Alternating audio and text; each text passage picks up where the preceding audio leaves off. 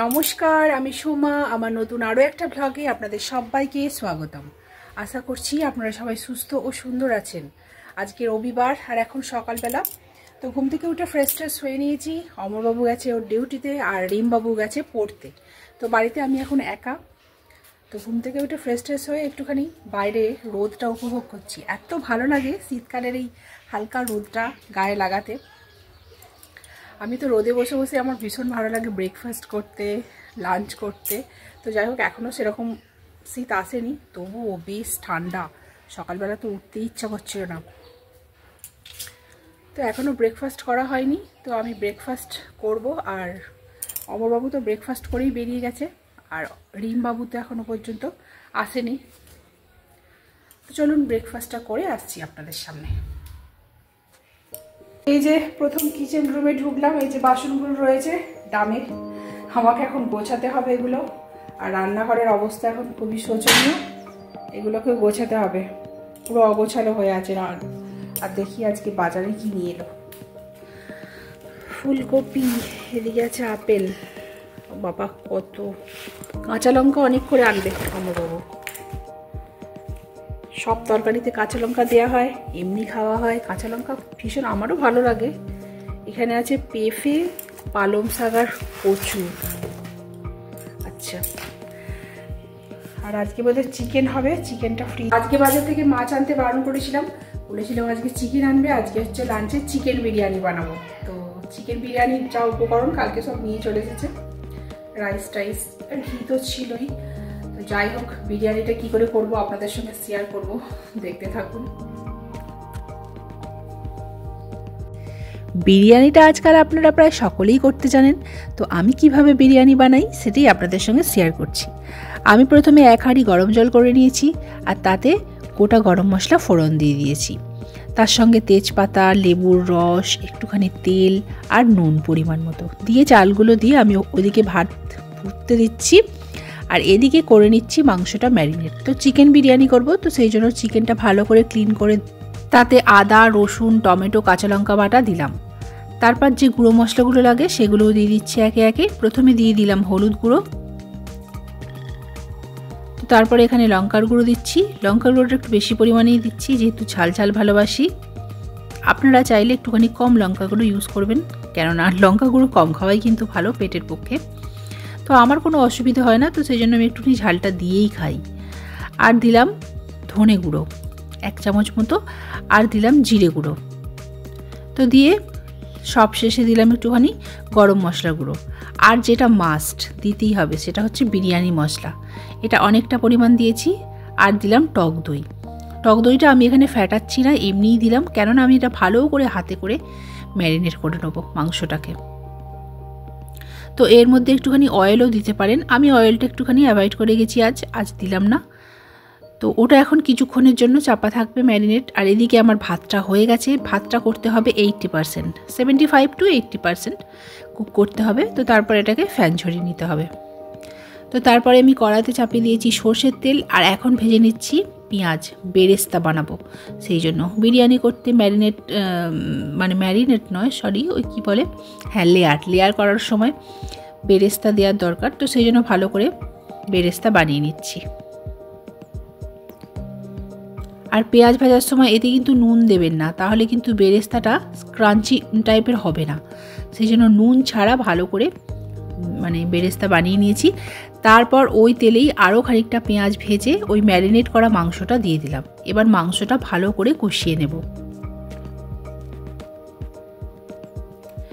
আর ওই তেলে কিন্তু আমি অনেকটা পরিমাণ ঘিও দিয়েছি, যাতে করে চিকেনের ফ্লেভারটা দারুণ আসে। যেহেতু এটা বিরিয়ানির মাংস, তো সেই জন্য আমি একটুখানি ঘি দিয়ে করতেই পছন্দ করি। তো এদিকে আমার মাংসটা মোটামুটি হয়ে গেছে, আর এদিকে লেয়ার করব। তো সেই জন্য হাঁড়িটাতে ভালো করে ঘি ব্রাশ করে নিলাম। আমি এখানে হাত দিয়েই ভালো করে মাখিয়ে নিয়েছি হাঁড়ির ভেতরে, দিয়ে পুরো চিকেনটাই আমি দিয়ে দিয়েছি। আজকে সেভাবে আর লেয়ার করব না, 2-3টে ধাপ লেয়ার করব না, একদম এক ধাপেই করে দেব। পুরো মাংসটা দিয়ে দিয়েছি নিচে আলু সমেত, আর তার উপরে রাইসটা দিয়ে দিচ্ছি।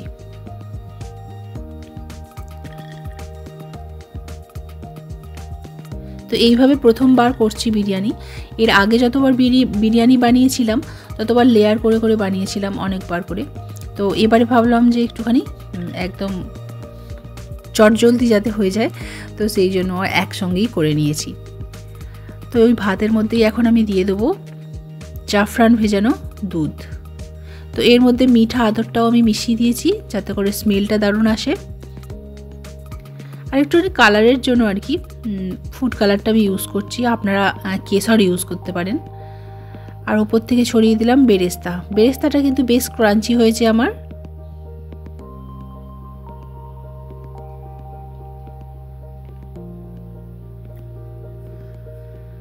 ওপর থেকে একটুখানি বিরিয়ানি মশলা ছড়িয়ে দিলাম।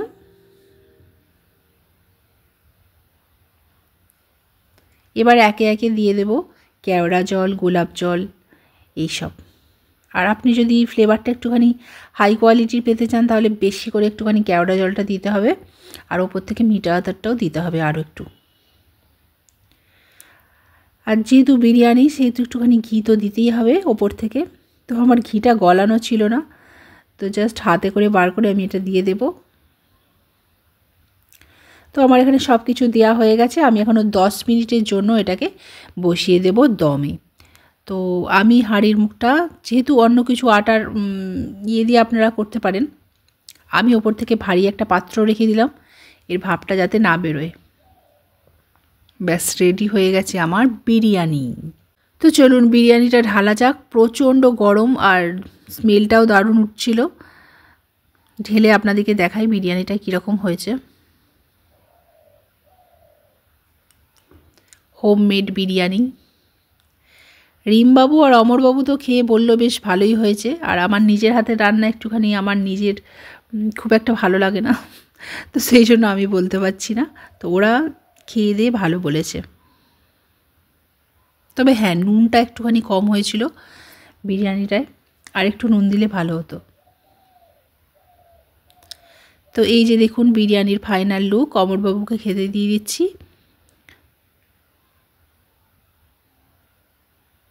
আজকে একদম সিম্পল মেনু, চিকেন বিরিয়ানি আর স্যালাড, আর কিচ্ছু না।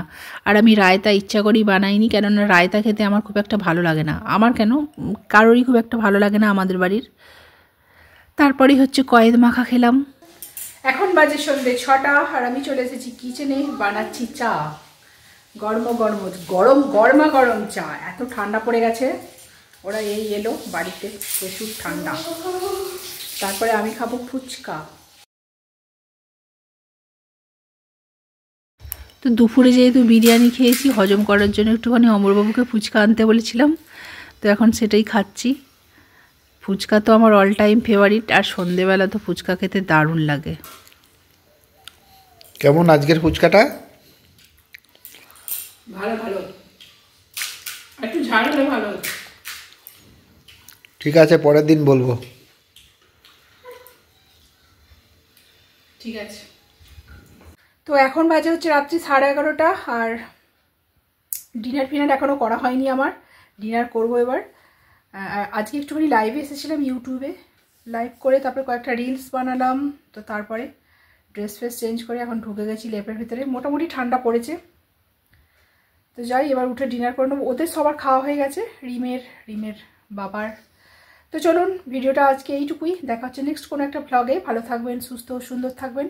আর ভ্লগটা ভালো লাগলে অবশ্যই লাইক, শেয়ার, কমেন্ট করে চ্যানেলটাকে সাবস্ক্রাইব বা ফলো করে দেবেন। আজকের মতো টাটা, গুড নাইট।